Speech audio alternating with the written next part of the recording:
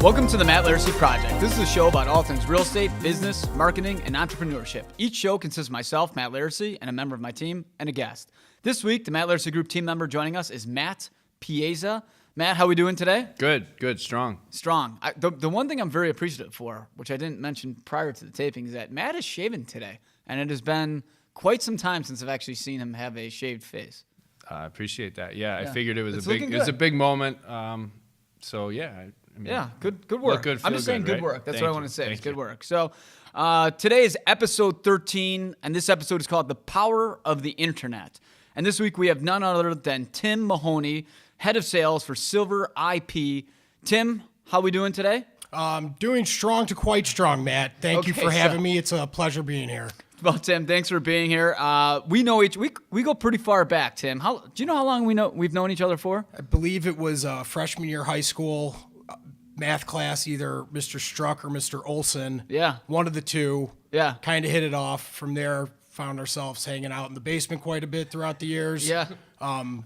To make a long story short, We roommates roomed in college. Yeah, roomed together. What was that? I was thinking about that earlier today. What was the dorm room called? It was Carmen Hall. Carmen Hall. That's Seventh what it floor. was. Seventh floor Carmen Hall. It was quite Eastern the Illinois experience. University. Probably it is also known as the Harvard of the Midwest. Right, Chuck Vegas. Chuck Vegas. I mean, it's very. Absolutely. Modeled after Harvard. Yeah, I mean, it's probably the most elite people. I mean, I hate to say it. Tony Romo was there, and he was talking at the Super Bowl. Right. I don't see Just anybody calling else. every play, shoots and scores. So, going from our long background to where we are today, one of the things that we like to talk about is in the real estate world is that it's funny because nobody used to bring up, when I first got started in 2006, nobody even talked about caring about what type of internet did they have and stuff like that. And lately, especially the last 2 to 3 years, a big question we get from our clients when we tour buildings, or they'll ask the listing agents hey, what kind of internet do we have? Or, what's the speed quality here, et cetera. And I used to be what the hell do people care about that for? And now it's becoming more of a regular thing because the internet is no longer a utility. It's or a luxury. It's more of a utility now, meaning that people just, it's a necessity for people's homes. What is it that you guys do and provide?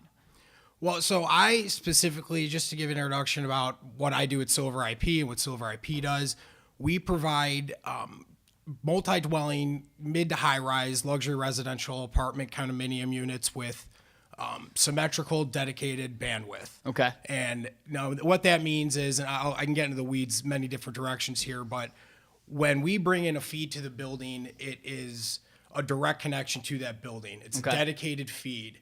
A lot of the traditional providers, the Comcast, AT&T's, RCN, it's not necessarily dedicated to the building. It could be shared throughout the block. It all depends on the infrastructure and the breakout, really, and the construction of the city, the neighborhood, the area, the building itself, and so on. But to get back to, I think, your main question is why are people asking about speeds and such, and how internet is a utility now? It is absolutely necessary. More and more people are working from home. Mm-hmm. There are people who do high volume trading, and it's an absolute necessity for them to have no interruption, no downtime, or in the least have a solid network and backup solution in place so that they can go their day to day and not have any critical outages that's going to affect their business, their bottom dollar, and so on. So does SilverIP kind of like a broker to bring it you don't work with Comcast. You work you're kind of your own thing to come in there to provide better networking. Do you have your own cable feed then that you bring in? Or yeah, good question. The way SilverIP operated, and they started in Chicago proper about 15 years ago or so. Mm-hmm. And what they noticed was, and what everyone can realize is with the traditional providers is customer service was a huge issue. What they also started engineering Matt's a big fan of the customer service of Comcast. Well, I mean, it's I don't want a dog. It doesn't matter what it is. It's all of them. Yeah. It's throughout it's hold on. Click. Right.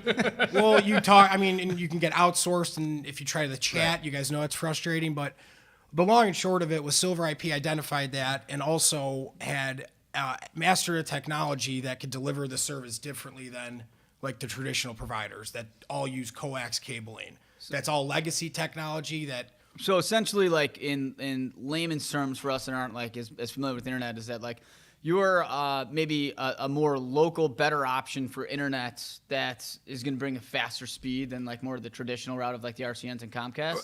Yeah. And here's how. We bring in our service through, it's called point-to-point fixed wireless technology.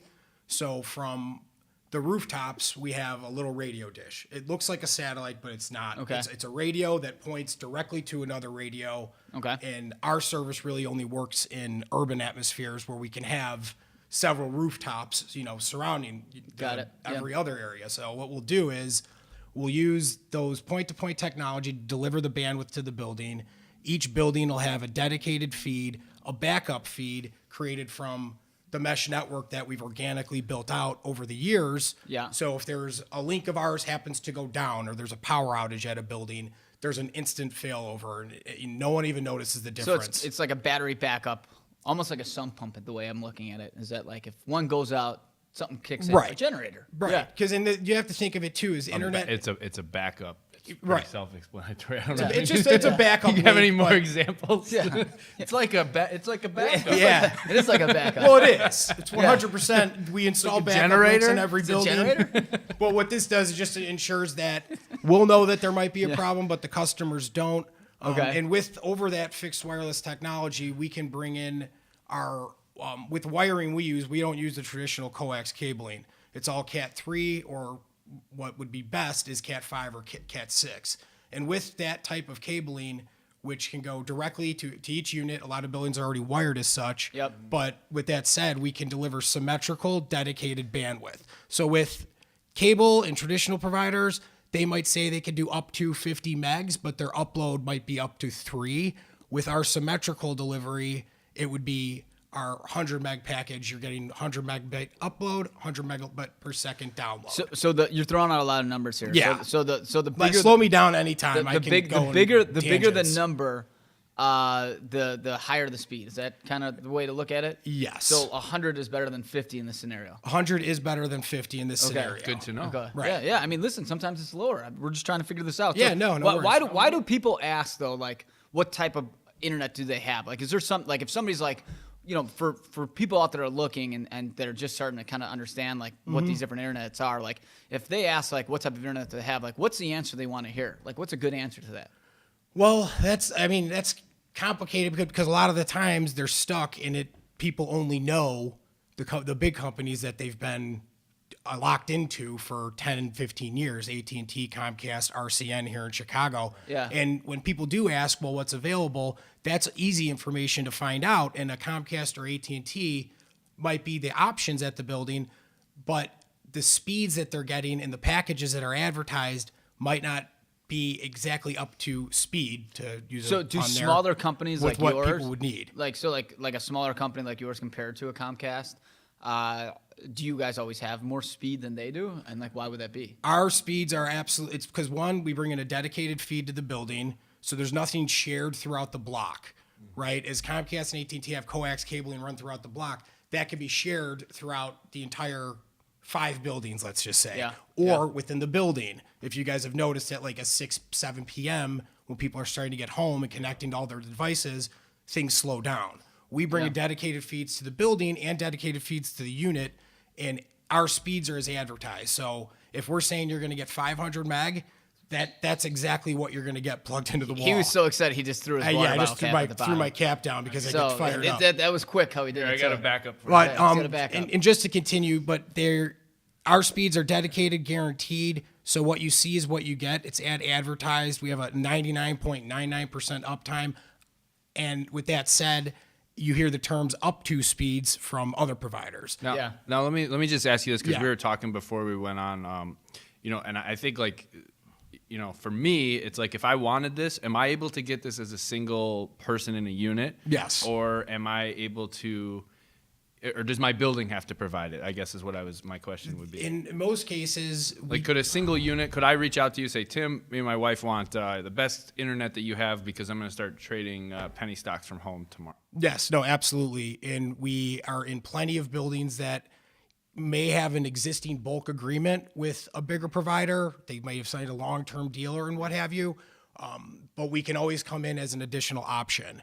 And there's a lot of, perceived information from when folks do enter these bulk agreements. Most of the time, there will be what's called a marketing agreement, where they are only allowed, Comcast or AT&T are the only people that are allowed to be marketed the property. And of course, that it's included in the assessment, so it sounds easy for folks.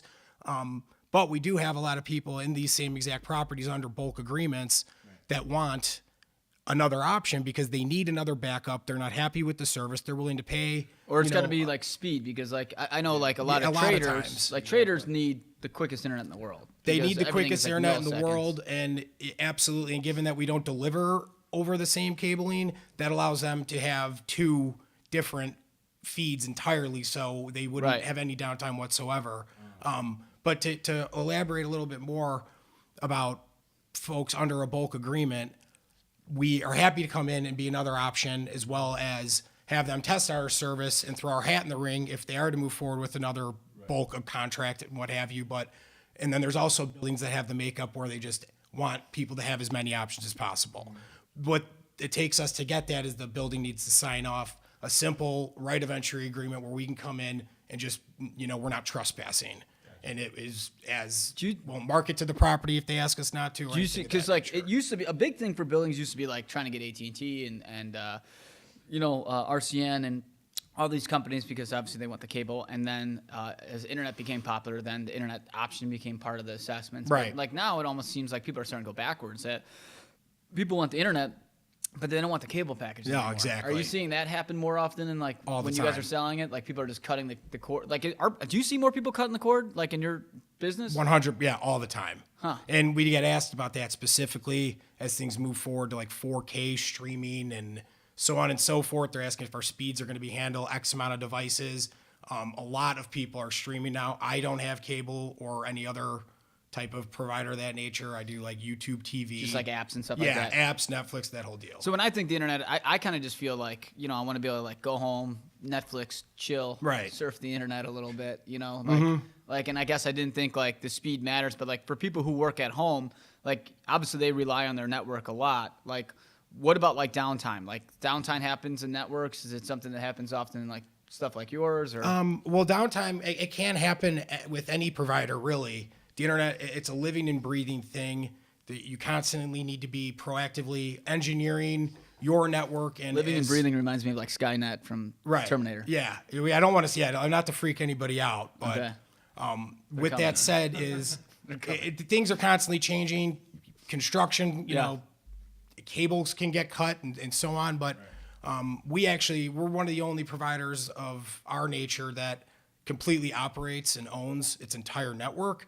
So we have a network operations center here in Chicago that's monitoring everything at all times. I'd mentioned earlier a backup solution we provide to every building that we light up, and we have very minimal downtime if there is any. And I think what really we pride ourselves on, it goes back to that service and support, because we'll know before customers do. And usually if people do start calling in, the problem's remedied. And we're staying in front of it as best as we can. What about like older buildings versus newer buildings? Is there any difference in like the wiring that was put in place? Oh, yeah. So, yeah, huge difference. And it varies entirely, as you guys can imagine. But, people weren't thinking about technology in the 1920s when they were building older high-rises along Lakeshore. And, a lot of the phone wiring is extremely old and decrepit that's still being used today.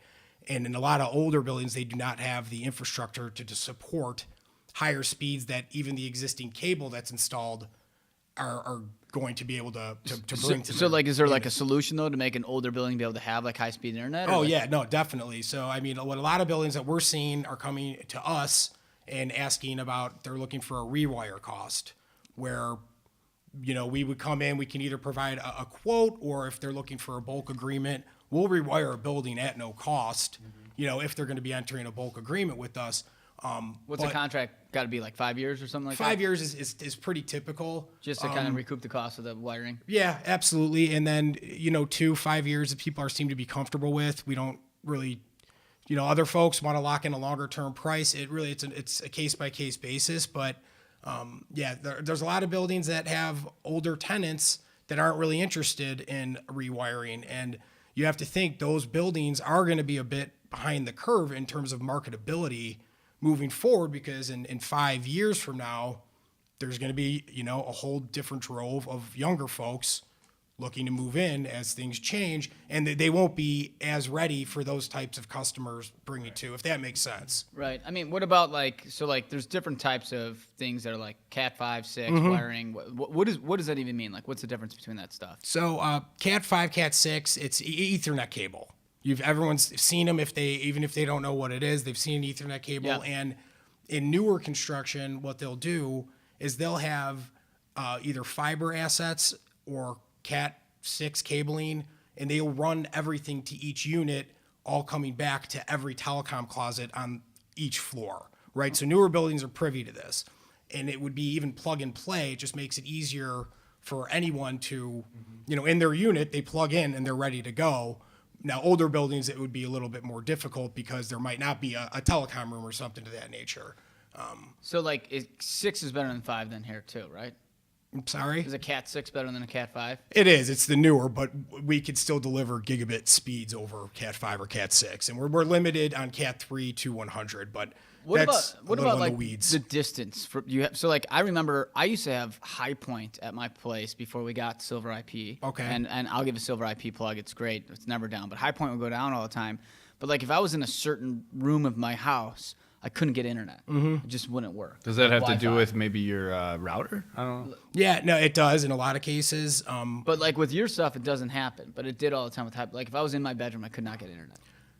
Yeah, it might just have been the equipment that they provided you may have been dated. I don't want to talk down on any competitors by any means, but the way we do things is ensure that when we're installed at a property, we come in and we'll have guys on site for the first 2 weeks that will be live, literally as a built-in geek squad to help anybody with any device that involves an internet connection. In their unit. In their specifically. unit. And that said, everybody has What kind of different weird stuff have size you spaces. seen in the units? You guys go in there, watch Netflix together, and then No, I I don't enter too many units. I'm more dealing with I'm saying. the You're not associations and He's such. not allowed to anymore. Yeah.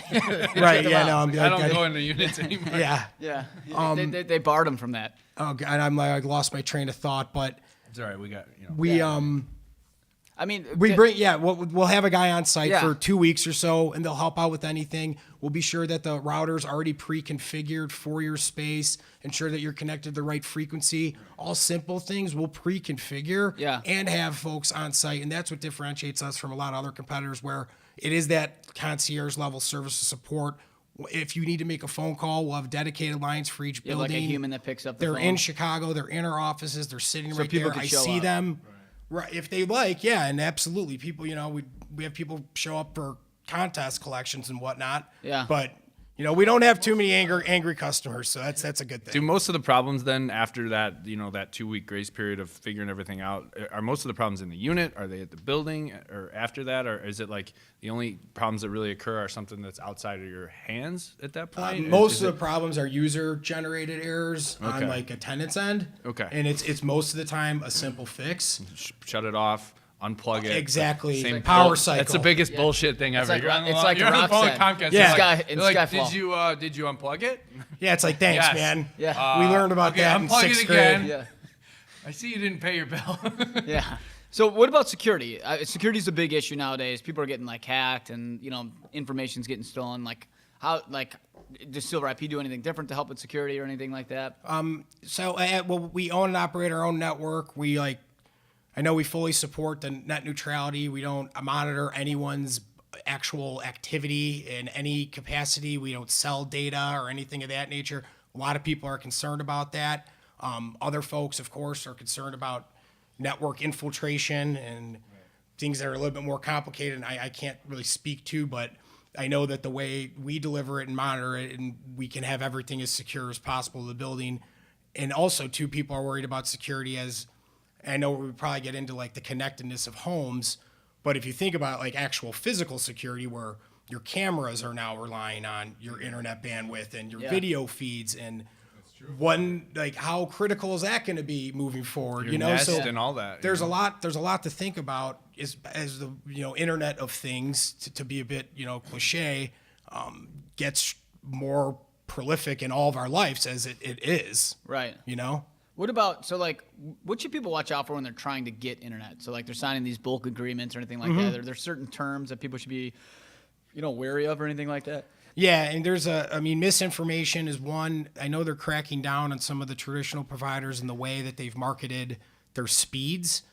I could say, oh, you can get up to 100 meg, but that might mean 6. How do you test that? And how does somebody know? You could test it through speed tests within the unit, and if you're connected on their service. And with that said, they will also market, they'll use a lot of different terms like fiber. Everyone thought Google Fiber was going to be coming to Chicago, and that was a plan. And people throw around gig, and then you see cell phone services just saying like your gig package, gig speeds, and all these are just buzzwords just to get, people excited. But to get back to really what's a good gig? Like, what are people getting gigs? Is there like 5 gig? Is it? Most devices can't even handle gigabit internet right now. Right now, right? Well, that's more cellular technology. Okay. But with that said, gigabit I feel like I'm in service. Back to the Future when I'm talking about like gigabytes. I know. Yeah, it's crazy. 2,200 gigabytes. You know what I'm saying? I'm just saying, like every time, whatever. You know what I mean? Like every time I think about it, though, like lightning bolt. People you throw need a lightning bolt. But that's what I always hear. Like people are like, I got this something gigabyte, and I'm like, what the fuck? Like, what are you talking? Like, what is like a normal gigabyte that you need in internet? Like, if I want to go on Netflix, I want to surf the internet at the same time, and my wife's in the other room watching Netflix. Like, what type of gigabytes do I need to make sure like that's fine?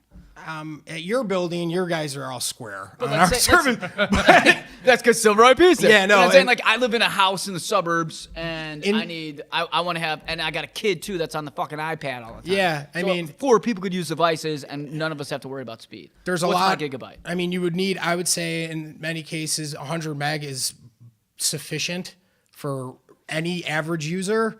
Then there's the higher end folks that do development work and need a lot of upload and use quite a bit of bandwidth all at once. Yeah. That'll need the 500 meg package or a gig. And it's also future proofing. It's like if you want to get locked into a good price on a gigabit service, then we will bring in a gig. And in 5 years, as 4K streaming and technology gets better, you're going to need probably higher bandwidth. So it's future. Is there a certain like router you need to have at your house? Because like when you go to a store to buy routers, there's like literally like 25,000 of them, and every single one of them is like says they're the best. Right. And they go from like $12 to like $2,000. I usually just grab the one that's like a couple $100. Yeah. Because I figure like the really shitty ones probably shitty, and the ones that are too expensive, I'm like, well, I don't need all that. Right. But like literally, if you just look at the boxes. It's like looking at Mandarin Chinese for somebody like myself. Like what's a good one for somebody to grab off the shelf? Really? If they're just doing like basic internet stuff. Basic internet, any dual band router, we sell Linksys. What does dual band mean for people out there? It's just has 2 different frequencies.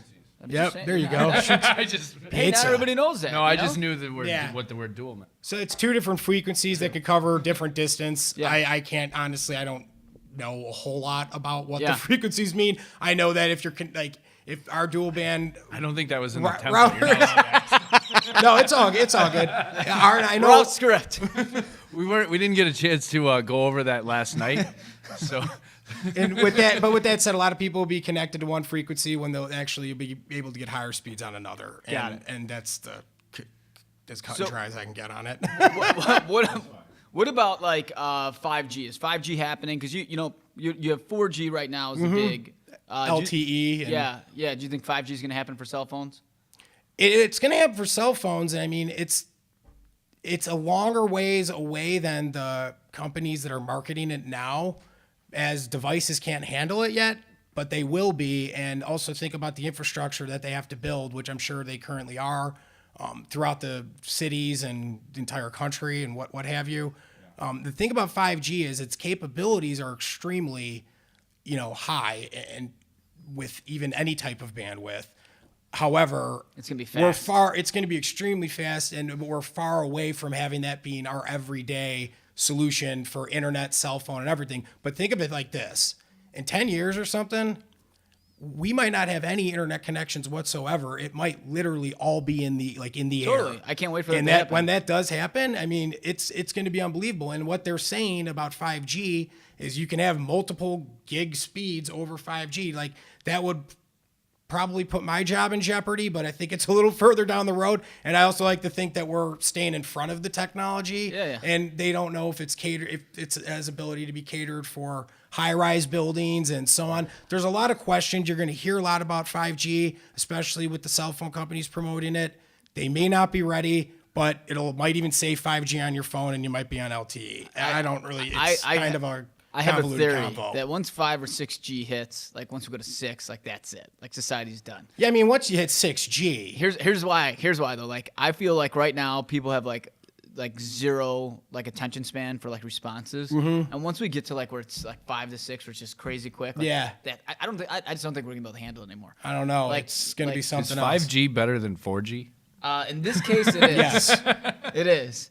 So, if does 5G even have like anything to do with like the wiring with your stuff at all? Or? Not now. No, it does nothing to do with nothing it. to do with it's just like a down the road future capability. It'll be in cellular technology before it'll be anything to do with bringing bandwidth to buildings or and such. Because like for us, like, you know, like kind of like recapping like the whole thing is just, I feel like a lot of big buildings do have some like really big problems. And I do have to say, before we had you guys, like I would have the internet out all the time. And we have Comcast here at the office. I would say once to twice a month it just goes down for like 2 days. And I'm spending $350 some odd a month on an internet that's not providing. So I call them up and I'm like, hey, I'm paying you today for service, right? 'Cause it's a monthly charge. It's frustrating. And it doesn't work. I'm trying to run a business. Like why do things go down? Like that's one thing I can never wrap my head around. Like how does it go? Like how does that happen? Why does it go down? I mean, from it's simple as a power outage in the building or in a data center. Did you unplug it? And the thing about fiber wiring, coax cabling, it's all run underground. You guys have construction. There's construction going on all throughout Chicago. A cable could be cut that's feeding the building. Many different reasons, and you could. I'm just curious. I didn't know if there was like one thing that like you guys are always like, oh, it's always like John at the office like, unplugged it accidentally. Well, you know? yeah, and that's. I just imagine there's all these guys in this room that like control it. And like somebody like was like spilling, like drinking coffee, it spilled on. It's like shit. I guarantee that's happened. I just always imagine like there's two people sitting here and they're like, oh, let me connect you to someone. And it's kind of like back in the 50s when they used to like transfer you on the phones, but like this way they're like in a room, they spilled like, oh man, like mopping it up. Yeah. Hey, the internet's out, guys. We'll be right there with you. But I guess it's not like that. So well, it could be. I think they don't know. I think sometimes I got to imagine the person on the other end just has no idea. Yeah, they're like the person on the phone has no idea. Right, they're like, hold on. Yeah. Do. Right. They're like, hey guys, Maybe he'll hang up. Yeah. So, Tim, we have something called the Fast Five, where the co-host asks 5 questions of you, Mr. Piazza. Yeah. All right. Do you have these ready for him? I do. The fast 5 cues. All right. Shoot. The first one is going to be: what is the best advice that you've ever received? I think I could take a lot of different pieces of advice and mold them into one. One thing I think it comes down to more personal is this, like my dad told me once when I was like a little kid and I didn't get it at the time, but he said something like, you're born with 2 things, or you have 2 things in life, and one is your word and the other is your name, and you're nothing without your word, and no one looks at, you're nothing without your name. I'm doing the George Bush thing right now. You can't fool me twice. Your name is nothing without your word, and no one's going to take your word without a good name. Yeah. So I kind of always took that to heart. And the other aspect is just be nice to people, be kind, work hard, persistence, all that. But golden rule. The one thing is just, be a good person, tell the truth, be honest, and that's the way people will always respect you. And, that's how you build the best possible relationships in life and in business. Yeah. Okay. The next one is, do you love to win or hate to lose? This is my favorite question, by the way. I did see this in the outline, but I didn't know which way to answer it, if there's a right or wrong. There isn't. Okay. There's a corporate right answer. Right. There is. That is a fact. See, you cannot get a job if you answer it the wrong way. Okay. All right. Well, that's not good for me as this is going public. But I like to win more than and I hate to lose. I've kind of built up a callous to losing. I've been in sales for 10 years in one respect or the other. And you don't win all the time, no matter, even if you've put the best possible product, price, whatever forward, you might lose, and you just have to take those sometimes with a grain of salt. And I like to focus on the next positive movement as opposed to hating anything. So the corporate answer is what you said. Seriously? That's the right corporate answer. Okay. I like myself. I hate to lose. Like I cannot stand the feeling of defeat. Like it. Like I won't sleep for the next like 4 days. Like winning is You don't sleep winning's much, good, but yeah. But I mean, like when you win or when you lose, it eats me alive.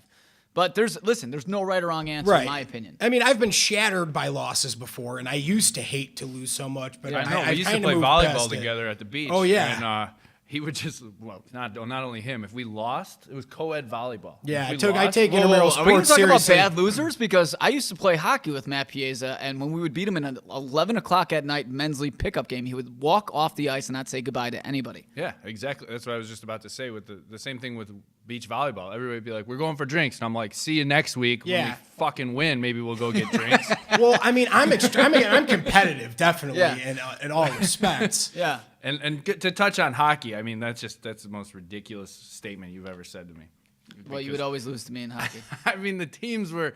It was like, okay, you're one of the better guys, so you have to play with all the worst players, and then Laricy would get everybody that's like decent and good, and then it would just be a stacked team against. That shows me. you leadership. I got the better guys to follow me, and you were with the benders. It's just bullshit. All right, next question. Anyways, That's great. the next one is who's your biggest hero? I got to do like the cliche. My dad, he just works hard. He set a great example. We have a great relationship.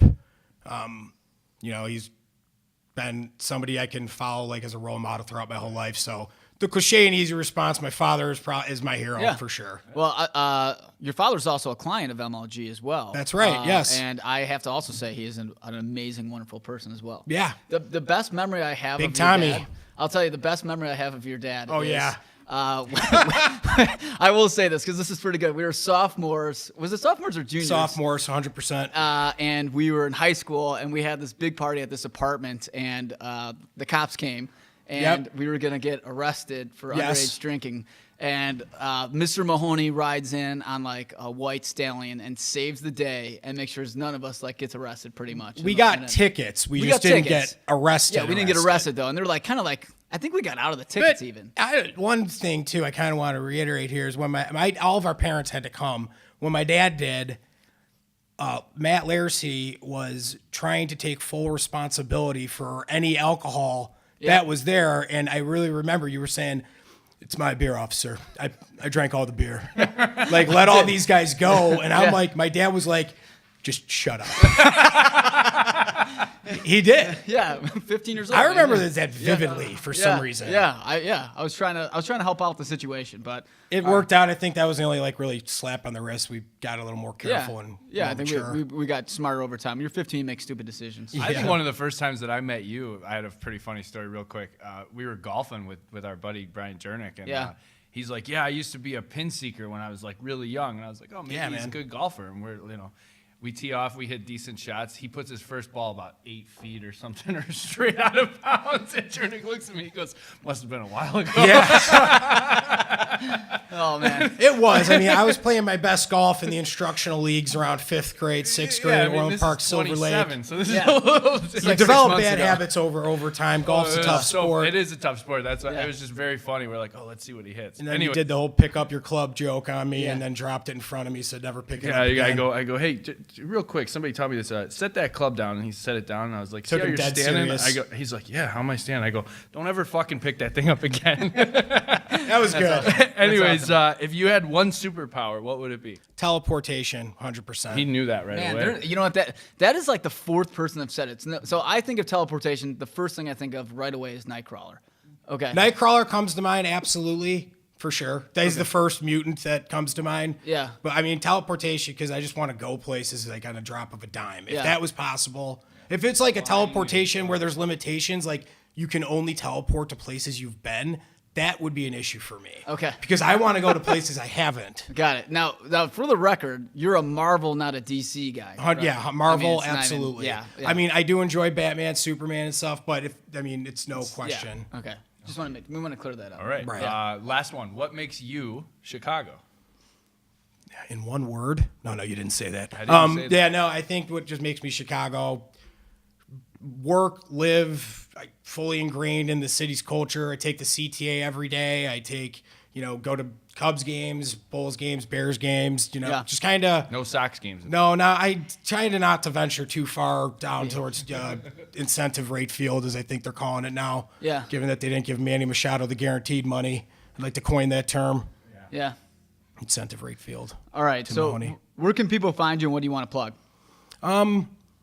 They could find me, SilverIP.com. If you guys ever wanted to come and learn more about the other options that are out there other than the traditional providers that people have had issues with over the past, or if you're having an issue with internet you're building now, visit SilverIP.com. You can email me at tim@SilverIP.com, or you can find me at the Comedy Bar on Wednesday nights in over by Gino's East over there. Nice. And that's only on some open mic nights. I've done about 2 in my life. Okay, so make sure to tune into our Check next it out. episode and subscribe to our podcast. Thanks for listening to the Matt Laricy Podcast. Thanks for having me, boys.